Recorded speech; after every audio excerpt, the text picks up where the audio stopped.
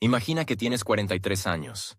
Eres el militar más temido y respetado de tu país, y aún así te quedan horas, no días, horas. Un país entero está a punto de decidir si te convierte en el salvador de una revolución o en el obstáculo que hay que quitar del camino. Y lo más inquietante, tú mismo ayudaste a encender la mecha que ahora corre hacia ti. Francisco Javier Arana nace el 5 de diciembre de 1905 en una Guatemala donde el poder no se discute.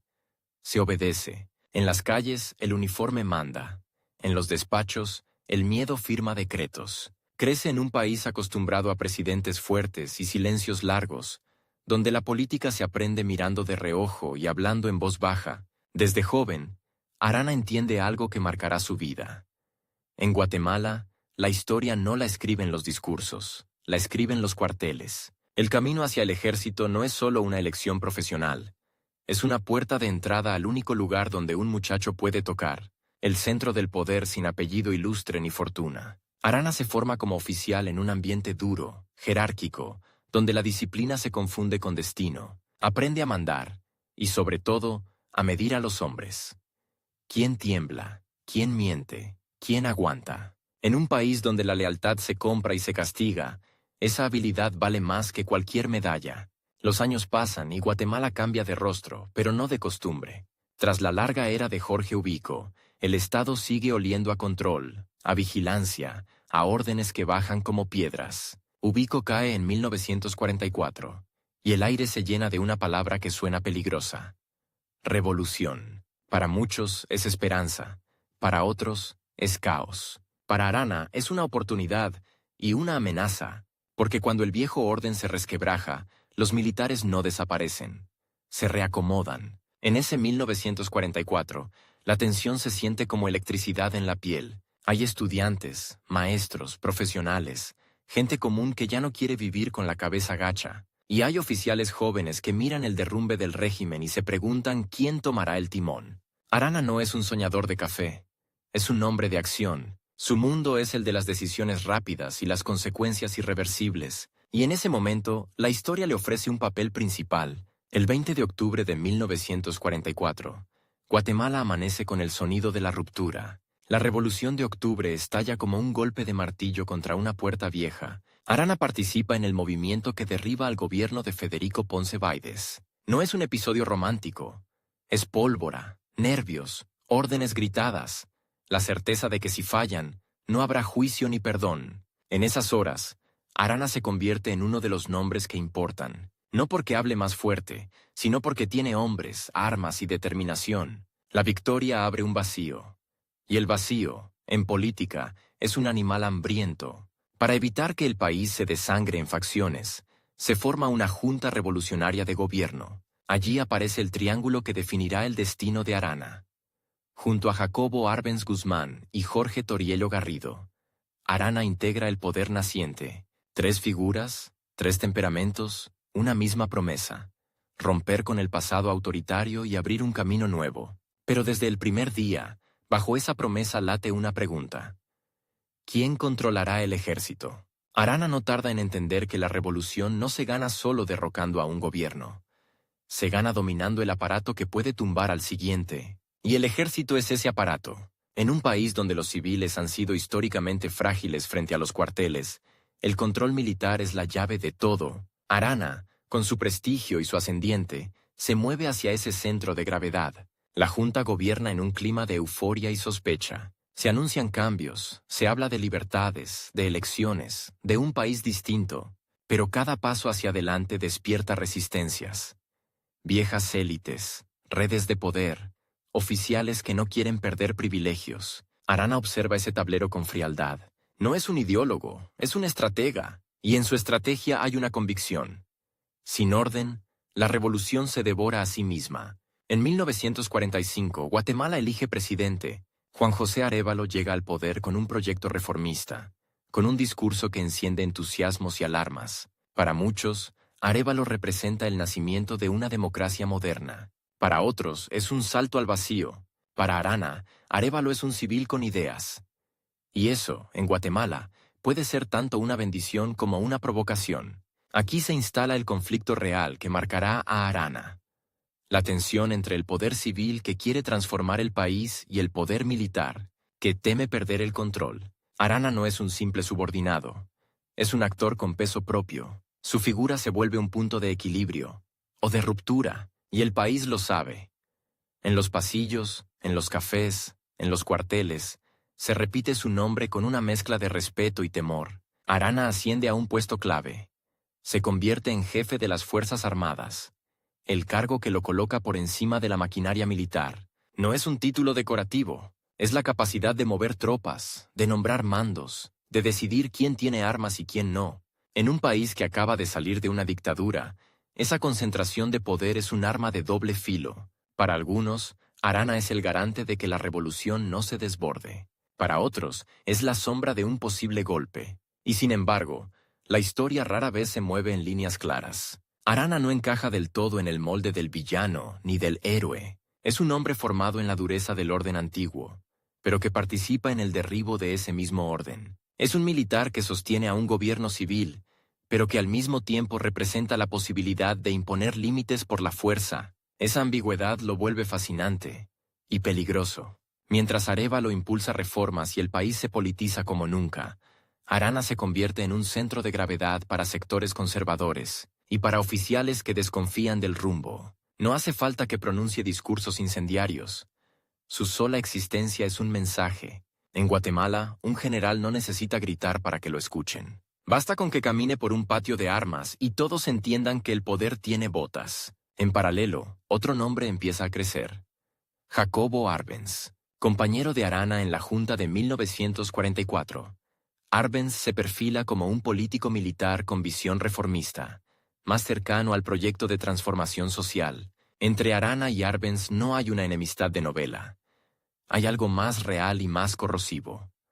Una competencia silenciosa por el futuro del país. Dos hombres que estuvieron del mismo lado en el momento decisivo, pero que miran hacia destinos distintos. Arana siente el peso del tiempo, no porque sea viejo, sino porque entiende la lógica del poder. Si no te mueves, te mueven. Su autoridad en el ejército le da fuerza, pero también lo encierra. Cada decisión que toma es interpretada como amenaza o como salvación. Cada ascenso, cada traslado, cada gesto, se lee como un mensaje cifrado. Y en ese clima, la política se vuelve un campo minado. Hay un detalle que muchos olvidan. La revolución no solo cambia leyes, cambia expectativas. La gente empieza a hablar, a organizarse, a exigir. Eso asusta a quienes vivían cómodos en el silencio. Y cuando el miedo se mezcla con el orgullo militar, el resultado puede ser explosivo. Arana, que conoce el lenguaje del miedo, se convierte en el interlocutor natural de quienes quieren frenar el impulso reformista sin volver abiertamente a la dictadura. Pero Arana también sabe que un golpe frontal puede incendiar el país. Guatemala no es un tablero vacío. Hay estudiantes, sindicatos, prensa, una sociedad que ha probado el sabor de la participación. La represión abierta podría convertirlo en enemigo público, así que su poder se ejerce con una mezcla de firmeza y cálculo. Mantener el control sin romper el hilo. Presionar sin disparar. Por ahora, en esos años, su figura se vuelve casi cinematográfica. Un general joven, con autoridad real, caminando entre dos mundos, el viejo mundo de los caudillos y el nuevo mundo de las urnas. Y en medio, un reloj invisible que empieza a contar, porque en política, cuando dos proyectos chocan, el tiempo no cura. Acelera. Arana mira el horizonte y ve una verdad incómoda. Si el proyecto civil se consolida, el ejército perderá su papel de árbitro supremo. Y si el ejército se impone, la revolución traicionará su promesa. Ese es el nudo. Ese es el dilema que lo persigue. Y ese dilema no se resuelve con buenas intenciones, sino con poder. A finales de la década, Guatemala ya no es la misma de 1944. Hay más libertad, sí, pero también más polarización. Los rumores corren como pólvora húmeda. No estallan de inmediato, pero lo empapan todo. Se habla de conspiraciones, de presiones, de listas, de lealtades compradas. En ese ambiente, Arana se vuelve un símbolo para unos y una amenaza para otros. Y él lo sabe. Lo siente en las miradas, en los silencios demasiado largos, en las conversaciones que se cortan cuando entra a una sala. El hombre que ayudó a derribar un régimen ahora se enfrenta a la pregunta más peligrosa. ¿Qué hará con el poder que tiene? Porque el poder militar, una vez probado, rara vez se entrega sin pelea. Y Arana, formado para mandar, no está hecho para ser un espectador. La primera parte de su vida pública termina con una paradoja que aprieta la garganta. Arana es, al mismo tiempo, producto del viejo orden y pieza clave del nuevo. Ha llegado al centro del tablero. Tiene el control de las Fuerzas Armadas. Tiene influencia, aliados, enemigos. Y sobre todo, tiene algo que en Guatemala vale más que cualquier discurso: la capacidad de decidir qué ocurre cuando las palabras se acaban. Y mientras el país avanza hacia un futuro incierto, una sombra se alarga detrás de él. No es una sombra cualquiera, es la sombra del choque inevitable entre dos caminos: el de la revolución que quiere profundizarse y el del poder militar que no quiere ser desplazado. Arana todavía no lo sabe con certeza, pero su vida ya está entrando en una cuenta regresiva. Y cada paso que da, cada orden que firma, cada silencio que guarda, está empujando a Guatemala hacia un punto de no retorno. Dicen que el poder se mide en votos. En Guatemala, en esos años, se medía en algo más frío. ¿Cuántos hombres te obedecen cuando nadie está mirando? Y Francisco Javier Arana, con apenas 40 años, tenía esa cifra en el bolsillo. Pero también una sentencia invisible sobre la cabeza, porque en 1945, mientras el país celebraba elecciones y hablaba de libertad, el verdadero pulso se jugaba en los cuarteles, y allí, Arana era el árbitro, o el próximo objetivo. Juan José Arévalo llega a la presidencia con un aura casi eléctrica. Maestro, intelectual, carismático, un civil en un país acostumbrado a botas. Su proyecto promete modernizar el Estado, abrir espacios, empujar reformas sociales. Para una parte de Guatemala es el amanecer, para otra es una alarma.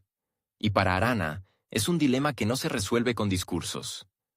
¿Cómo sostener un gobierno civil sin permitir que el ejército pierda el control del orden? Porque si el ejército se vuelve un espectador, deja de ser poder. Y si se vuelve dueño, mata la revolución que juró proteger. Arana no es ministro de adorno. Como jefe de las Fuerzas Armadas, su firma pesa más que muchas leyes. Decide ascensos, traslados, destinos. Puede apagar un incendio o avivarlo con una sola orden. En los pasillos del Palacio Nacional, su presencia cambia el aire. Conversaciones que bajan de volumen, miradas que calculan. En los cuarteles, su nombre funciona como contraseña. Y en la calle, la gente lo menciona con una mezcla rara: respeto y miedo, como si fuera un seguro contra el caos. O la puerta al regreso del autoritarismo. El gobierno de Arévalo necesita al ejército para sobrevivir. Y el ejército, en buena medida, necesita a Arana para no fracturarse. Esa dependencia mutua es un pacto sin papel.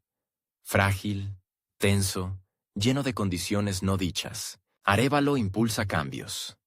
Arana vigila que esos cambios no se conviertan en una pérdida total de control. Y en medio de esa cuerda floja aparece el otro vértice del triángulo: Jacobo Arbenz Guzmán. Arbenz no es un civil puro. También viene del mundo militar, pero su brújula apunta hacia la profundización de la revolución. Donde Arana ve riesgo, Arbenz ve oportunidad. Donde Arana piensa en orden, Arbenz piensa en transformación. No hace falta que se insulten en público. La rivalidad se instala sola, como humedad en las paredes. Dos hombres que compartieron la victoria de 1944. Ahora compiten por el futuro. Y en Guatemala, competir por el futuro suele significar competir por el ejército. Arana empieza a convertirse en el punto de reunión de quienes se sienten amenazados por el rumbo reformista. Sectores conservadores, viejas redes de poder, oficiales incómodos con sindicatos, prensa libre y estudiantes en la calle. No es que Arana se declare enemigo de la revolución. Su discurso puede ser incluso el de defenderla. Pero su idea de defensa se parece a un freno. Y un freno, en una revolución, se interpreta como traición por unos y como salvación por otros. La tensión no es abstracta. Se siente en hechos concretos. Rumores de conspiraciones, intentos de desestabilización, presiones internas. Guatemala vive una época en la que la política se vuelve un deporte de alto riesgo. Un día eres aliado, al siguiente eres sospechoso. Arévalo, que entiende el peligro, busca equilibrar fuerzas, pero cada equilibrio tiene un costo. Para mantener a Arana cerca, hay que tolerar su autonomía. Para impulsar reformas, hay que aceptar que el ejército se inquieta. Y Arana, que no es ingenuo, entiende algo brutal. El tiempo juega en su contra. Si Arévalo termina su mandato con estabilidad, el poder civil se fortalece. Si el poder civil se fortalece, el ejército deja de ser árbitro. Y si el ejército deja de ser árbitro, Arana deja de ser imprescindible. En política, dejar de ser imprescindible es empezar a morir. En 1947 y 1948, el ambiente se vuelve más denso. Las palabras comunismo y subversión empiezan a circular como balas sin disparar. No importa si describen la realidad o si son etiquetas útiles. Sirven para dividir, para asustar, para justificar. Arévalo enfrenta oposiciones y amenazas. El gobierno se mueve entre reformas y defensas. Y Arana, desde su posición, se convierte en una figura que puede inclinar la balanza. Su poder no está en un micrófono, está en la cadena de mandos. Pero aquí llega el giro que muchos no ven venir. Arana no solo es un general con influencia, también es un hombre con ambición política real. En el tablero de la Guatemala revolucionaria, empieza a perfilarse como posible candidato presidencial para el siguiente periodo, y eso lo cambia todo. Porque ya no es solo el guardián del orden, es un competidor directo por el poder máximo. Y en ese momento, cada movimiento suyo deja de ser institucional y se vuelve electoral, aunque nadie lo diga en voz alta. La idea de Arana presidente entusiasma a quienes quieren un giro más conservador sin volver abiertamente al pasado. Un militar fuerte, pero surgido de la revolución. El candidato perfecto para quienes desean orden con una fachada de continuidad. Para los sectores más reformistas, en cambio, esa posibilidad es una pesadilla. Temen que Arana use la legalidad como escalera y el ejército como baranda, y que una vez arriba cierre la puerta detrás de él. Arévalo intenta navegar entre esas fuerzas sin romper el país, pero la convivencia se vuelve cada vez más difícil. Arana no es un subordinado dócil, es un poder paralelo dentro del Estado. Y el Estado, cuando tiene dos centros de gravedad, tiembla. En reuniones, en conversaciones privadas, en decisiones de mando, se acumulan fricciones. No siempre estallan, pero se apilan como cajas de munición. En ese clima, la figura de Arbenz crece. No solo como ministro o como político, sino como símbolo de la continuidad revolucionaria. Para muchos, Arbenz representa el siguiente paso. Para otros, representa el abismo. Y para Arana, representa el rival más peligroso. No un civil sin armas, sino un hombre que entiende el ejército y puede disputarle lealtades desde dentro. La rivalidad se vuelve una guerra de posiciones. Arana conserva influencia en mandos, en oficiales, en estructuras. Arbenz gana terreno en el proyecto político, en alianzas, en la narrativa de la revolución. Y Arévalo, en medio, intenta evitar que el choque se convierta en ruptura. Pero hay un problema. Cuando dos trenes van por la misma vía, no basta con pedirles calma. Alguien tiene que frenar. Y ninguno quiere ser el que frene. Entonces aparece el elemento más cruel de todos. El reloj, no un reloj de pared, sino el calendario político. El mandato de Arévalo tiene fecha de caducidad. La sucesión se acerca. Y con la sucesión, la pregunta que en Guatemala siempre suena como amenaza. ¿Quién controlará las armas cuando cambie el presidente? Arana empieza a moverse con más claridad. Su entorno lo empuja. Sus aliados lo presionan. Sus enemigos lo observan. Cada gesto se interpreta como señal de golpe o de candidatura. Y en un país donde la memoria de dictaduras está fresca, la sospecha se vuelve una enfermedad colectiva. Se habla de listas, de planes, de reuniones discretas. Se habla de poner orden y de salvar la revolución. Frases que pueden significar lo mismo, o lo contrario. En 1949, la tensión llega a un punto en el que ya no basta con controlar rumores. El conflicto se vuelve personal y estructural a la vez. Arana, con el ejército como base, frente a un proyecto civil-militar reformista, que busca reducir el poder de los cuarteles como árbitro supremo. No es una pelea de egos solamente. Es una pelea por el modelo de país. Y cuando el modelo de país está en juego, la política deja de ser debate y se convierte en supervivencia. Arana siente que lo están cercando, que cada reforma, cada decisión, cada alianza reduce su margen, y cuando un hombre acostumbrado a mandar siente que lo arrinconan, suele hacer lo único que conoce. Avanzar, no necesariamente con tanques en la calle, pero sí con presión, con ultimátums, con la fuerza implícita de su cargo, porque en Guatemala, Un ultimátum militar no necesita ser anunciado por radio. Basta con que corra de boca en boca para que todos entiendan el mensaje. Y aquí, en este punto exacto, la historia se vuelve una cuerda tensada al máximo. Arana ya no es solo el general de la revolución. Es el hombre que puede detenerla o redirigirla. Arévalo ya no es solo el presidente civil. Es el hombre que debe impedir que el ejército vuelva a ser dueño del país. Arbenz ya no es solo el compañero de 1944.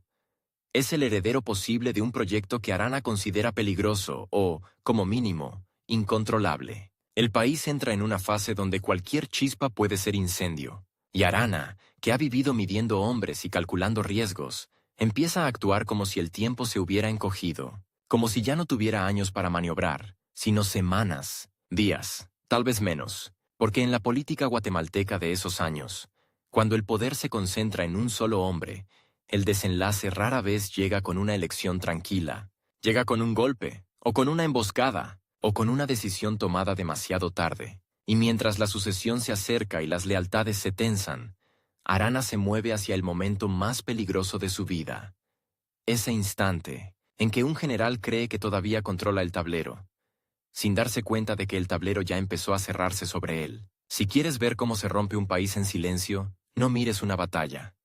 Mira una reunión, una mesa larga, un cenicero lleno, un vaso de agua temblando apenas cuando alguien apoya la mano. En 1949, Guatemala no estaba al borde del abismo por falta de leyes, sino por exceso de poder concentrado en pocas gargantas, y Francisco Javier Arana, el hombre que podía ordenar y ser obedecido sin levantar la voz, empezó a descubrir la verdad más cruel del mando. El día que todos te necesitan, también es el día en que todos te temen. Arana seguía siendo el jefe de las Fuerzas Armadas, el eje de la disciplina y el seguro contra el caos. Pero el seguro, cuando aprieta demasiado, se convierte en candado. En los cuarteles, su autoridad era concreta. Nombramientos, ascensos, traslados, castigos. En el gobierno, su presencia era un recordatorio permanente de que la Revolución de Octubre no había desarmado al ejército. Lo había reubicado en el centro del tablero, y en la calle, donde la gente empezaba a hablar de sindicatos, de derechos, de prensa, de universidades, también se hablaba de otra cosa con voz baja. ¿Y si el general decide que ya basta? El proyecto de Juan José Arévalo avanzaba con una mezcla de idealismo y supervivencia. Había reformas sociales, una nueva atmósfera política, un Estado que intentaba dejar de ser propiedad privada, pero cada paso civil tenía una sombra militar. Arévalo sabía que no podía gobernar contra el ejército. Tenía que gobernar con él, sin entregarle el timón. Y ahí estaba el nudo. Arana no era un ministro más, era una institución viviente, y una institución viviente no se deja recortar sin reaccionar. Mientras tanto, Jacobo Arbenz Guzmán crecía como figura de continuidad revolucionaria. No era solo un militar con ideas, era un político con disciplina de cuartel. Para los sectores reformistas, Arbenz era el futuro. Para los conservadores, era el peligro. Para Arana, era el rival que podía disputarle lo único que realmente importa en un país acostumbrado a golpes: la lealtad de los hombres armados y la legitimidad de la historia. La rivalidad no necesitaba gritos, se expresaba en detalles. ¿Quién aparecía en qué acto? ¿Quién firmaba qué decreto? ¿Qué oficial era promovido y cuál quedaba congelado? En Guatemala, esos detalles eran señales, y las señales, cuando el ambiente está cargado, se vuelven amenazas. Arana empezó a moverse como candidato, no siempre con discursos públicos, sino con el lenguaje real del poder. Alianzas, respaldos, conversaciones discretas. Su figura atraía a quienes querían orden, sin admitir que extrañaban el autoritarismo. También atraía a oficiales que veían con recelo el crecimiento de sindicatos y la politización de la calle. Y atraía, sobre todo, a quienes entendían que la sucesión presidencial era una ventana peligrosa. Si el próximo presidente era un reformista fuerte, el ejército podía perder su papel de árbitro. Y si el ejército perdía ese papel, Arana dejaba de ser imprescindible. El tiempo se convirtió en su enemigo. No un tiempo abstracto, sino un calendario con fecha de caducidad. El mandato de Arévalo se acercaba a su final, y con él la lucha por la candidatura y por el control del aparato militar. En ese reloj, cada mes que pasaba era un mes en que Arbenz ganaba terreno político. y cada mes que pasaba era un mes en que Arana debía decidir si se quedaba como garante del orden, o si empujaba para convertirse en el próximo presidente. Pero empujar en Guatemala no era solo hacer campaña, era presionar con la fuerza implícita del uniforme, era dejar caer frases que sonaban a advertencia, era permitir que circularan rumores que funcionaban como ensayo general del miedo, y en 1949, el miedo era un combustible listo para encenderse. Arévalo, por su parte, no podía permitir que el Estado quedara rehén del cuartel. Si la Revolución de Octubre terminaba convertida en un puente hacia otro caudillo, todo el proyecto perdía sentido. Así que el gobierno empezó a mirar a Arana no como aliado indispensable, sino como riesgo estructural. Y cuando un gobierno empieza a ver a su propio jefe militar como riesgo, la historia entra en una zona donde ya no hay soluciones limpias. La tensión se volvió operativa. No era solo Arana contra Arbenz. Era una disputa por el control de armas, de depósitos, de mandos. En un país donde un golpe puede decidirse en una madrugada, los arsenales son más importantes que los discursos. Y aquí aparece un punto clave, casi cinematográfico por lo concreto. El tema de las armas almacenadas, de los depósitos, de quién tenía acceso, de quién podía moverlas sin levantar sospechas. En 1949, el control de armamento no era un asunto administrativo.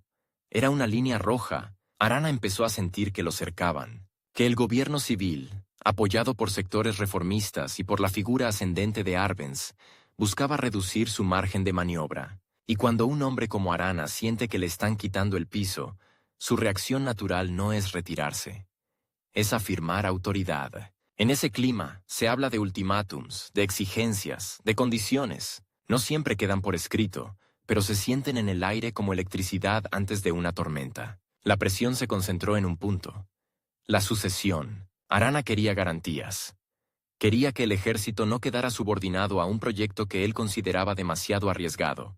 Quería, en el fondo, que el futuro no lo dejara atrás. Y el gobierno quería lo contrario: que el ejército dejara de ser un poder paralelo, dos objetivos incompatibles. Entonces, el reloj se volvió más cruel. Ya no eran años para negociar, eran semanas. Porque en la política guatemalteca, cuando la sucesión se acerca, los bandos dejan de hablar en condicional, empiezan a actuar. En esos días, la ciudad era un escenario de doble vida. De día, oficinas, reuniones, comunicados. De noche, llamadas, visitas discretas, autos que se detienen sin apagar el motor. Los rumores se multiplicaban. Que Arana preparaba un movimiento, que el gobierno preparaba una respuesta, que había listas, que había planes. Y como siempre en esos momentos, cada rumor era útil para alguien. El problema es que, cuando todos creen que el otro va a golpear primero, la profecía se vuelve manual de instrucciones. Arana, con su autoridad intacta en apariencia, estaba atrapado en una paradoja. Si se mostraba demasiado fuerte, confirmaba los temores de que quería imponerse por la fuerza. Si se mostraba flexible, perdía el respeto de quienes lo seguían por su dureza. Y en el centro de esa paradoja estaba su imagen pública. El general de la revolución que podía convertirse en el general contra la revolución. Un héroe que podía ser villano sin cambiar de uniforme. Arbenz, mientras tanto, no necesitaba confrontarlo frontalmente. Le bastaba con crecer, con consolidar apoyos civiles, con presentarse como el hombre capaz de continuar el proyecto sin devolverle el país a los cuarteles. Esa estrategia era letal para Arana porque lo obligaba a acelerar, y acelerar, en política armada, significa cometer errores. El gobierno de Arévalo empezó a moverse con cautela, pero con decisión. La prioridad era evitar que el ejército se partiera o que un sector se impusiera sobre el Estado. Y eso implicaba, inevitablemente, tocar el poder de Arana, no con un discurso, sino con medidas que limitaban su capacidad de actuar sin control. En ese punto, la relación dejó de ser un pacto frágil y se convirtió en una confrontación silenciosa. Arana respondió como respondía un hombre acostumbrado a mandar, endureciendo el tono, exigiendo definiciones, buscando apoyos donde sabía que existían. Su figura se volvió un imán para los descontentos. Y eso, para el gobierno, era una alarma. Un jefe militar con base propia, con ambición presidencial, con respaldo de sectores que querían frenar reformas. Era el tipo de combinación que en Guatemala terminaba en sangre. La tensión llegó a un nivel en que cualquier movimiento podía interpretarse como el inicio de un golpe, y cuando todo se interpreta como golpe, la política se convierte en un juego de reflejos. Atacas porque crees que te atacarán. Te adelantas porque temes quedarte inmóvil. En ese juego, la prudencia parece debilidad. Arana tenía una limitación que no se veía en los periódicos. No podía esperar a que el calendario lo aplastara. Si dejaba que el proceso electoral avanzara sin asegurar su posición, podía quedar fuera. Y quedar fuera, para un general con enemigos y con demasiados secretos en la cabeza, no era perder una elección. Era quedar expuesto. En Guatemala, perder poder no era un retiro. Era una invitación a la venganza. Así, su vida política se convirtió en una carrera contra el tiempo. Cada día que pasaba sin una garantía era un día más cerca del punto de no retorno. Y el punto de no retorno, en un país donde el poder se mide en obediencia armada, suele llegar sin anuncio. En ese clima, la figura de Arana se volvió más grande y más frágil a la vez. Más grande porque todos hablaban de él, porque su nombre era clave en cualquier cálculo. Más frágil porque, cuanto más central eres, más fácil es que te conviertas en el obstáculo que todos quieren remover. Y aquí aparece el giro más inquietante. Arana, que había sido el árbitro, empezó a ser visto como el problema. No por un solo enemigo, sino por una convergencia de miedos. El país entero parecía contener la respiración. Los cuarteles, atentos. Los políticos, midiendo palabras. Los aliados, dudando. Los adversarios, preparando escenarios. Y Arana, en medio, avanzando como quien camina por un puente de madera escuchando crujidos.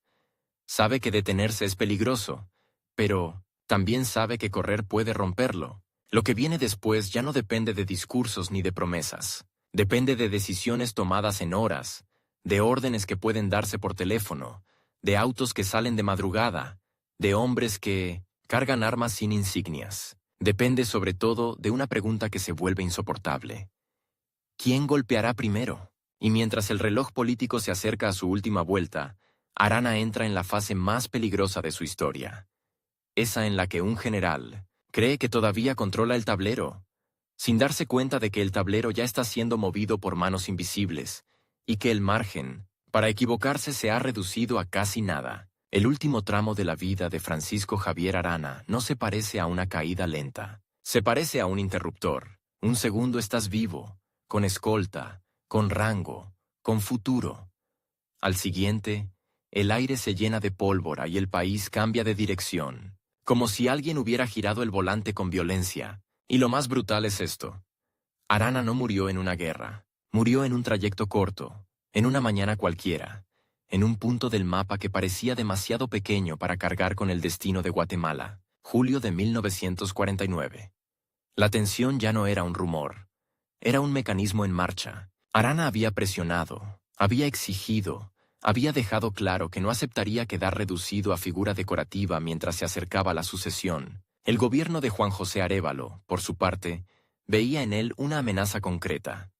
Un jefe militar con base propia, con ambición presidencial, con capacidad real de paralizar o partir al ejército. Y en ese choque, el tiempo dejó de ser calendario y se volvió cuenta regresiva, no porque alguien lo anunciara, sino porque los movimientos empezaron a ser irreversibles. En el centro de todo estaba el tema que en Guatemala valía más que cualquier discurso. Las armas, depósitos, arsenales, control de fusiles y municiones. ¿Quién podía moverlos? ¿Quién podía impedirlo? En un país donde un golpe puede decidirse antes del amanecer, el control del armamento es el control del futuro. Y Arana lo sabía. Por eso, cuando se habló de asegurar ciertos depósitos, de revisar existencias, de trasladar material, no era un trámite.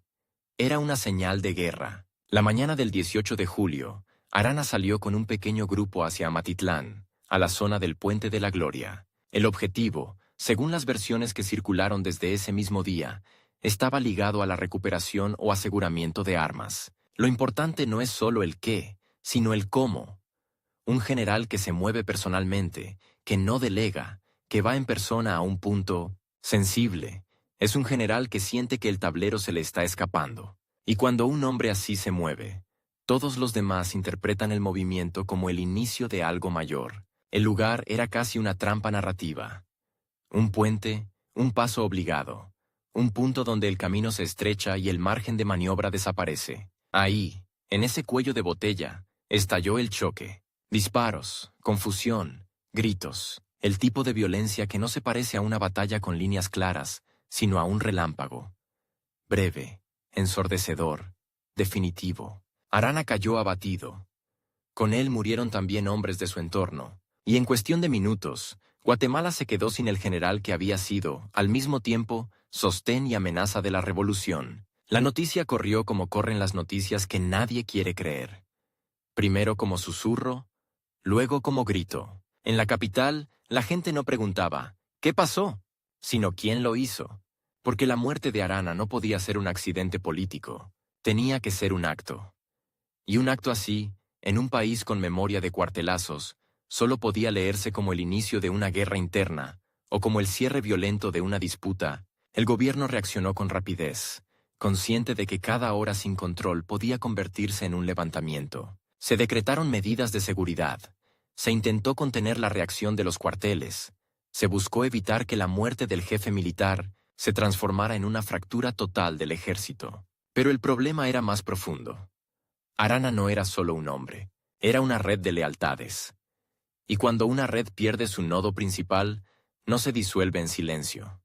Se sacude. Los aranistas, oficiales y sectores que veían en él la garantía de orden, interpretaron el hecho como asesinato político. Para ellos, Arana no había caído por azar.